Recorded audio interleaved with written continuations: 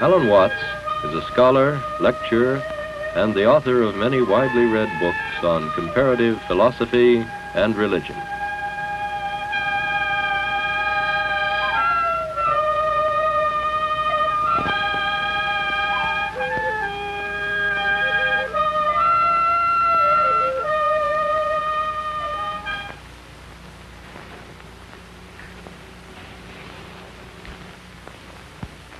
It was as a result of looking at paintings like this that I first became interested in Eastern philosophy. That was many years ago when I was a boy, only about 14 years old. And the thing that grasped me and excited me about this vision of the world was the astonishing sympathy and feeling for the world of nature. Think, for example, of a painting like this, which is called Mountain After Rain. A painting by the Chinese artist Gao Kogong, showing the mist and clouds drifting away after a wet night of pouring rain. And it's fascinating for us to think that pictures of this kind are not what we would call just landscape paintings. They are also icons. That is to say, they are a religious and philosophical kind of painting. We are used, of course, in thinking of iconographic or religious paintings, of thinking of pictures of human figures, of angels and saints and divine beings. But when the mind of the Chinese expresses its religious feeling, it expresses it in the objects of nature. And their feeling for nature is in one very important respect strangely different from ours. And that is as a result of the sensation that the human being is not someone who stands apart from nature and looks at it from an entirely outside position. But the human being has himself the feeling of belonging right in nature. And this is very startlingly illustrated. If you look at another painting, this one by the great Sung Dynasty painter Ma Yuan, called Poet Drinking by Moonlight. You would think it was just a landscape painting and puzzle, find the poet. But if you look very closely in the bottom part of the painting, you will see him right there, drinking a cup of wine, sitting at a table with his boy attendant beside him. I suppose that's the equivalent of what would be a graduate student for a professor of English literature in these days. But that tiny man lost in the landscape is representative and symbolic of the whole attitude of the Chinese mind and of Chinese philosophy to the harmony of man and nature. Man not dominating nature, but fitting into it and feeling perfectly at home. But you know, our attitude is very strangely different. And we constantly use a phrase which in the ears of Chinese people sounds very peculiar indeed. We speak constantly of the conquest of nature, the conquest of space, the conquest of mountains like Everest. And they would say to us, well, what's the matter with you? Why must you be in such a fight all the time with your environment? Aren't you grateful to the mountain that it itself lifted you up when you got to the top of it? Aren't you grateful to space that it opens itself out for you so that you can travel through it? Why do you think all the time of getting into a fight with it? But that is indeed, isn't it, our dominant feeling. That we are using science and technology, the powers of electricity and steel, to carry on a fight with our external world and to beat our surroundings into submission with bulldozers. And it's also the same with our attitude to our own nature, because we've been brought up in a religio-philosophical tradition which has taught us to a great extent to mistrust ourselves.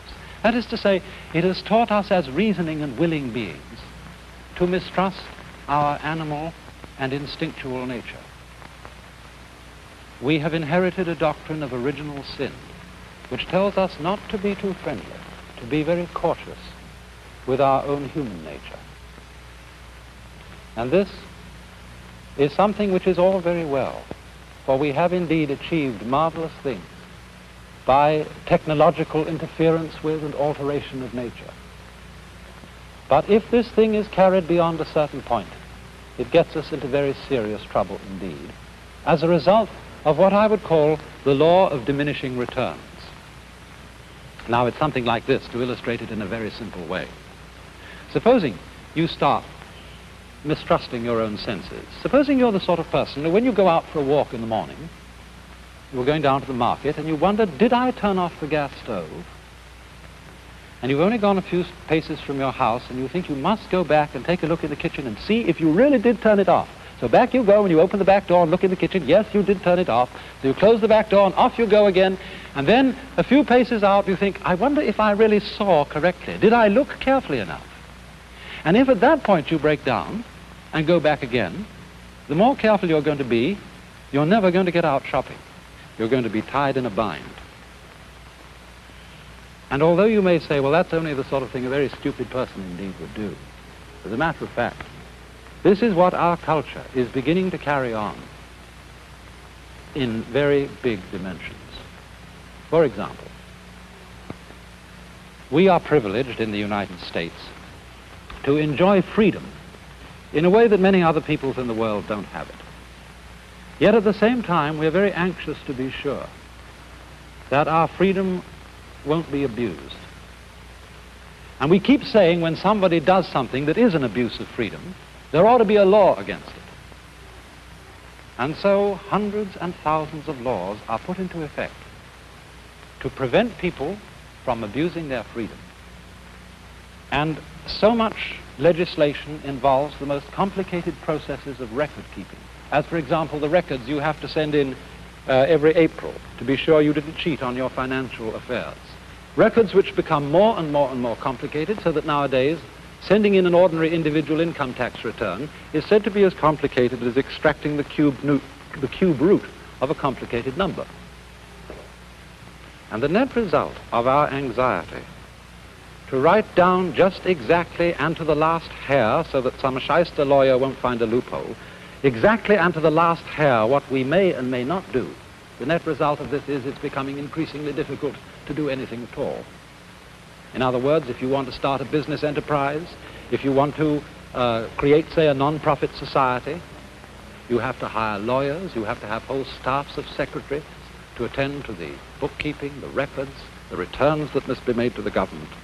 And some of our great universities even have vice presidents in charge of relations with the government. The same thing comes out, for example, also in our animosity to nature in the sense of wanting to obliterate distance. We want to go faster and faster everywhere we go, and so annihilate the span of the earth between ourselves and the place we want to reach. But what is the ultimate result of this? Just think of it. If you're getting faster and faster from point to point, and obliterating the distance between points, two things happen. In the first place, all points that are set next to each other by, say, jet propulsion, tend to become the same point. In other words, the faster you can get from Los Angeles to Hawaii, the more Hawaii becomes exactly like Los Angeles. And therefore tourists keep asking, well, has it been spoiled yet? And by that they mean, is it just exactly like home? And furthermore, if we begin to think about our goals in life as destinations, as points to which we must get, it begins to cut out all that makes the point worth having. It's like saying, well, instead of giving you a full banana to eat, I will give you the two precise ends of the banana. And that would not be in any sense a satisfactory meal. But that is what happens as we tend to fight our environment and to want to get rid of the wonderful limitation of space and distance. And you know, if we carry this kind of thing to its ultimate extreme, we get into a most extraordinary tangle, which I think I could very well illustrate in this way. Let's go and have a look over here at a sentence which has been written on the board. That is a sentence which is behaving like we are behaving in our mistrust of nature. That is a sentence which fundamentally does not trust itself. And it says of itself, this statement is false. Now, what do you see funny about that? This sentence behaves in an extremely peculiar way. Because if it is true, then it is not true. And if it's not true, then that's what it says, that it isn't true, so it's true. So that if this statement is true, it is false, and if it is false, it is true, and so on and so on. In other words, the meaning of the sentence is oscillating. It's shaking from true to false, like an electric bell vibrating. And in other words, you might say that this particular sentence is suffering from anxiety. For anxiety is the condition that comes upon us when we fundamentally mistrust ourselves, when we mistrust our own nature, and are trying to keep such a tight grip on it that we start to tremble, as one's hand starts to tremble if you become extremely anxious to hold it still. Now, Chinese thinking, of which there are really two main currents, the Taoist current and the Confucian. Taoist, that's spelled T-A-O-I-S-T, and Confucian. And both of these main currents of Chinese thought agree on one fundamental principle, and that is that the natural world in which we live and human nature itself must basically be trusted. They would say of a person who can't trust his own nature, well, if you can't trust your own nature, how can you trust your very mistrusting of it? How do you know that that's not wrong too? And so if you don't trust your own nature, you are as fundamentally balled up as anyone can get. Now it's interesting to look at the fundamental Chinese word, which we translate as nature, because it has a rather different meaning from the word that we use. In Chinese, nature is written like this. You know that Chinese characters are fundamentally pictures. And this first one is the picture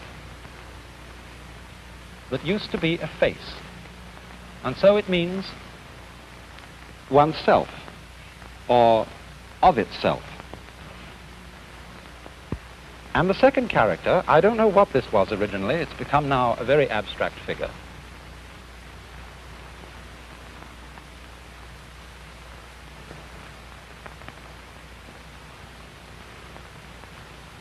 That means so. And so the whole figure means of itself so. And we should give the rough English equivalent of that as spontaneity. That which happens of itself, just in the same way, for example, that your hair is growing by itself, your heart is beating by itself, so that if you feel your pulse, you get this funny sensation of movement going on inside your body, and you think, I'm not doing that. That's something queer going on inside me over which I have no control. But when you come to think of it, what is more fundamental? What is more central to you? What is more the very middle of yourself than your own heart? And so this idea of nature, that which happens of itself so, is a process which is fundamentally not under our control, which is happening all on its own, just as our breathing is happening all on its own, and just as our heart beating is happening all on its own. And the fundamental thought of Taoist philosophy is that this self-so process has to be trusted.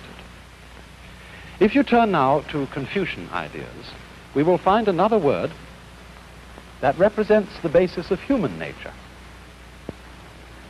This word, written like this,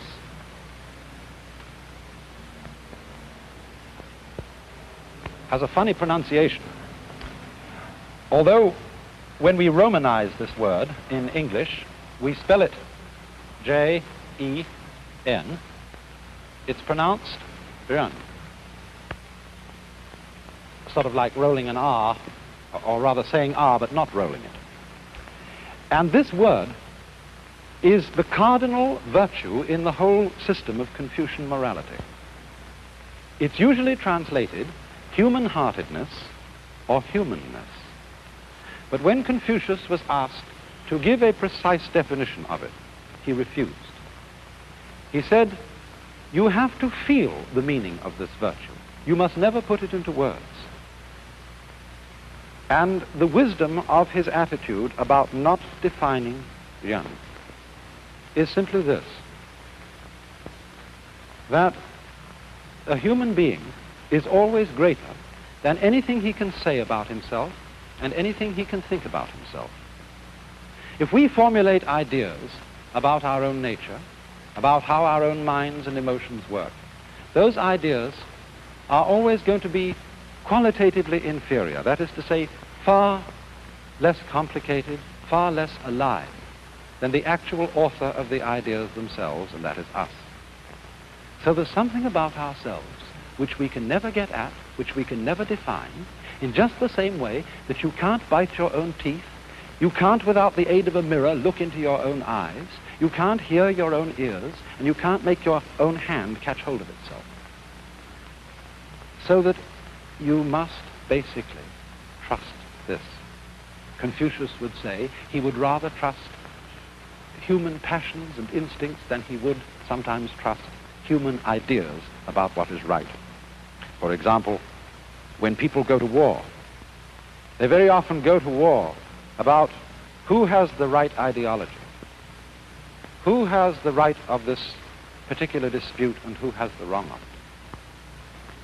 And because there can be no agreement, no compromise between principles of right and wrong, ideological wars generally tend to be vastly destructive.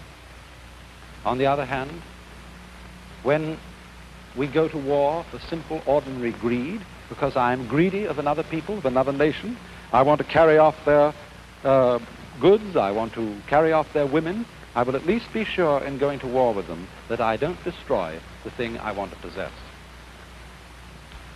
And so, if we are then bound to trust our own nature, this attitude of hands off, of not interfering with oneself beyond a certain point, is called, again in Lao Tzu's Taoist philosophy, this: Wu,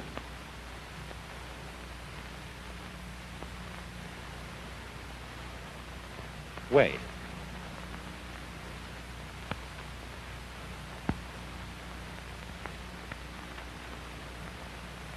This character means no, not, or don't. And it's said to have been originally based on a picture of bunches of grass tied together like this, indicating that a certain area is taboo. You mustn't step on this area. The ground is sacred. So don't, keep off, is its meaning. And it's possible that this was originally a drawing of a hand over a bird.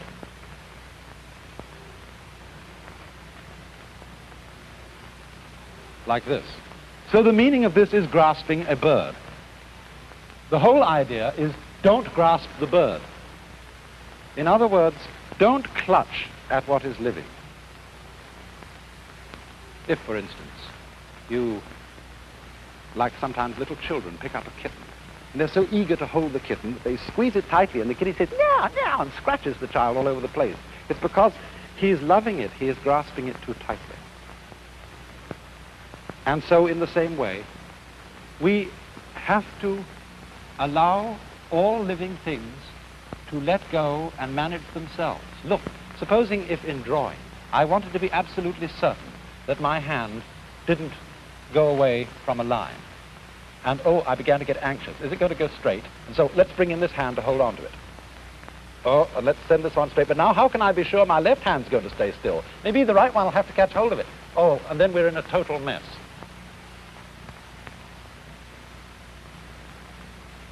But you see, we in the West are basically afraid that if we trust our own nature, everything will turn into chaos. We're afraid, as it were, not to keep holding a club over our heads, to keep watching on our instincts and our passions and our so-called uncivilized animal natures, fearing that they will go awry. But you know, when you let go of that grip on yourself, sometimes astounding things happen. You get out of your own light. You're functioning all together in one piece. I mean, after all, a person who is basically divided against himself, who is in inner conflict and is trying to go in two directions at once, he can't go anywhere. He just has to sit and dither. Whereas if I'm going all in one direction, then at least I'm going. And even if I'm going in the wrong way, I can change the direction. But if I'm trying to go in two ways at once, I don't get anywhere at all. Now, artists in the Far East have made a great deal of what they call the controlled accident. Marvelous things which happen as surprises when an artist does not try to dominate his medium, but let his medium itself do some of the work. Take, for example, this cigarette jar that I have here.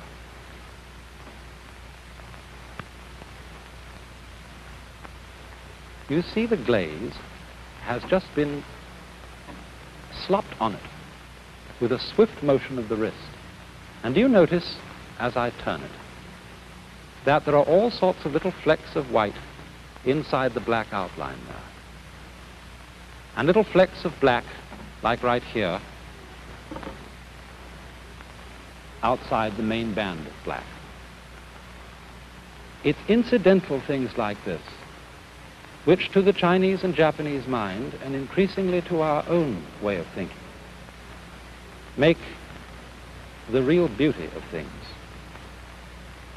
For instance, consider a shell like this. Here is an object which any one of you would pick up on the beach if you saw it. And yet, what does it represent? If you saw a painting with markings on like that, you might say, well, that's not what I call a painting. It doesn't look like anything. And yet, as I say, none of you would hesitate to pick that up and treasure it if you found it. For it, too, like the jar, is a sort of controlled accident. And it is the art of trusting the medium to express itself along with your own contribution to it as an artist. When this harmonious relationship of man and nature is brought into play, we get marvelous little objects of this kind. And so in the same way, if we can learn to trust our own nature, we will, I think, be profoundly surprised that things don't go out of control at all, but on the contrary, suddenly come back into control. Take, for example, a very familiar instance. Supposing you're learning to ride a bicycle. Some of you will have known that when you started out this rather difficult art, you found yourself immediately falling over, and your first instinct was to turn the wheel right opposite the direction in which you were falling. And in this way, you collapsed totally on the ground. It seemed to be common sense to turn away from the direction in which you were falling, and yet the thing you have to learn to do is to turn the wheel in the direction in which you are falling. And in this way, you suddenly come up straight again, and you're in control. You expected to fall. You went with the fall, and you came to yourself again. In precisely the same way. when we go with our own nature, our own inner feelings, we come into control of them. We don't lose control. If we fight them, we get in that state of balled upness, of anxiety, of dither, which makes us incapable of doing anything at all. An anxiety and a dither which is comparable to the whole problem of maintaining freedom in a world like ours. Problem that we are in danger of losing our freedom through being over-anxious to preserve it. Or think of another illustration. Those of you who live in the East and the Middle West are familiar every winter with the problems of icy roads. But any good driver knows that when you skid on an icy road, you have to turn in the direction of your skid and not against your skid.